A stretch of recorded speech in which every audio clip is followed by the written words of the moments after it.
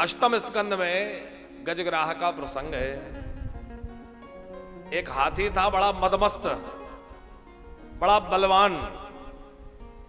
आसीत गिरिवरो राजन त्रिकूट इति विश्रुताः क्षीरोदेनावृतः श्रीमान योजनायुत मुक्षता। त्रिकूट नाम के पर्वत पर एक बड़ा मदमस्त हाथी रहता था।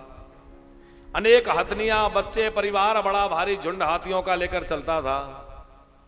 एक बार सरोवर में जल पीने गया और पानी पीने के बाद वहीं जल क्रीड़ा करने लगा। एक ग्राह ने उसका पैर पकड़ लिया। ग्राह समझते हैं आप लोग? मगरमच्छ। हाथी ने सोचा कि ये इतना सा जीव मेरा क्या बिगाड़ा, मैं इतना बड़ा हाथी हूं कि मेरे डर के कारण सिंह भी भाग जाते हैं। यदि गंध मात्रेण धर्यो गजेंद्राः, जिसकी गंध मात्र से जो है सिंह भी भाग जाते थे, इतना बलवान था वो। उसने कहा ये मेरा क्या बिगाड़ेगा। व्याघ्रादयो व्याल मृगा सखंगा, अत्यंत बलवान था। लेकिन ग्राह जल जंतु है और गज वो हाथी जो है वो थल में रहने वाला है।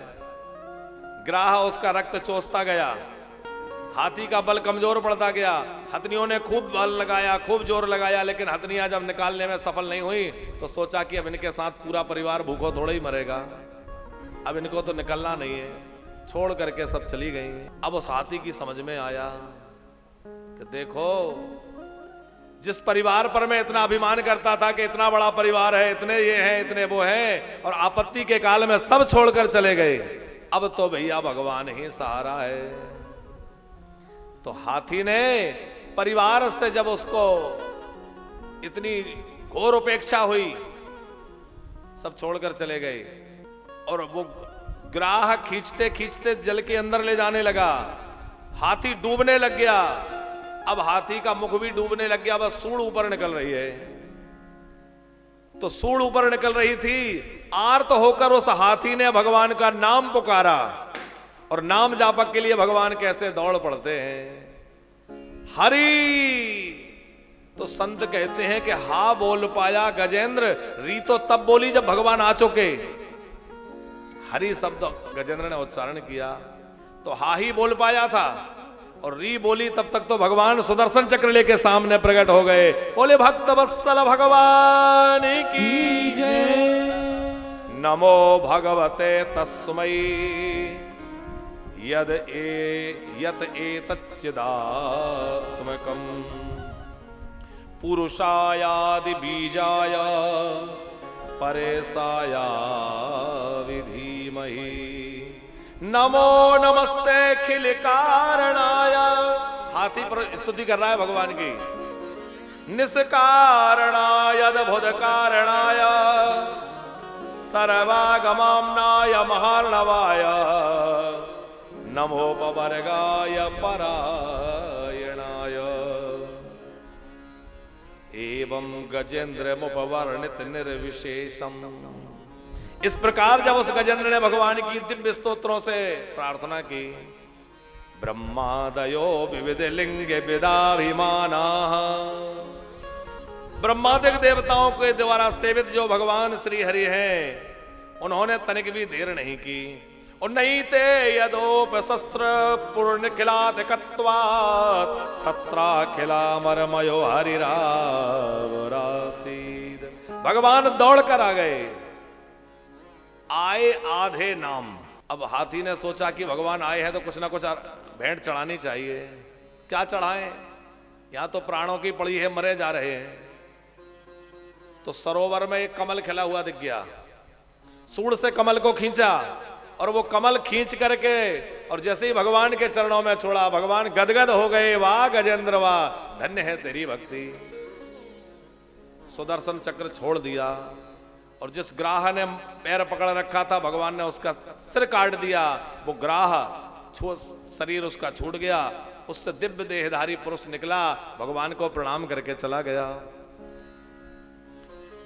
हाथी को भगवान ने स्पर्श किया, हाथी का भी वह हाथी का रूप छूट गया, उसका वह शरीर छूट गया और वह भी दिव्य देहधारी हो गया।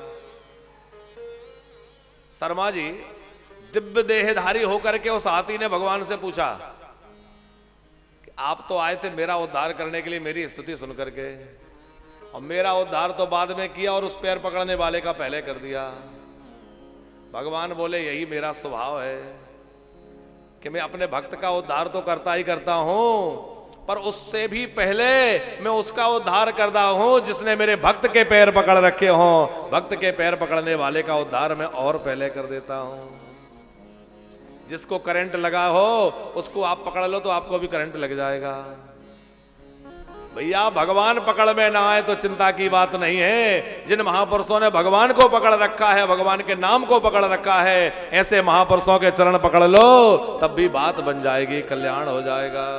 ये जो हाथी था ये पिछले जन्म में इंद्रद्युम्न नाम का राजा था। अगस्त मुनि का अपराध बन गया, उन्होंने श्राप दे दिया कि तू हाथी की तरह मदमस्त होकर चलता है, महात्माओं को प्रणाम नहीं करता, जा हाथी बन जा। इसने क्षमा मांगी तो अगस्त जी ने कहा कि चल कोई बात नहीं, आगे चल के तुझे भगवान मिलेंगे। और जो ग्राह था सोडानी जी, वो पिछले जन्म में एक गंधर्व था, उहू नाम का। गंधर्वों के ऐसे ही नाम होते हैं, हा हा हो, क्योंकि वो सबको हंसाने का, मनोरंजन का काम करते हैं। देवल नाम के एक महात्मा सरोवर में खड़े होकर सूर्य भगवान को अर्घ्य दे करके और थोड़ा मंत्र जाप कर रहे थे। ये पानी के अंदर अंदर गया और जाकर के देवल ऋषि का पैर पकड़ लिया। वो डर गए, अचानक कोई पानी के अंदर पैर पकड़ेगा तो कोई डरेगा कि नहीं, ये कौन आ गया, उनका ध्यान छूट गया। ये निकला, अरे महाराज जी डर गए, मैं तो बस ऐसे ही आपको हंसा रहा था। महात्मा को क्रोध आया, मैं अच्छा भला ध्यान में लगा था, दुष्ट कहीं के पानी में घुस गया। आज तू जैसे पानी में घुसा है बस ऐसे ही मगर बन करके पानी में पड़ा रह जा। अब तो वो रोने लग गया, क्षमा करिए। देवल ऋषि ने कहा कि देखो अब मगर तो तुम्हें बनना पड़ेगा, ग्राह तो बनना पड़ेगा, पर जैसे आज तुमने मेरा पैर पकड़ा है ऐसे ही महात्माओं के, भगवत भक्तों के चरण पकड़ते रहना और इसी से तुम्हारा उद्धार हो जाएगा। और उसने हाथी का पैर पकड़ा तो कल्याण हो गया।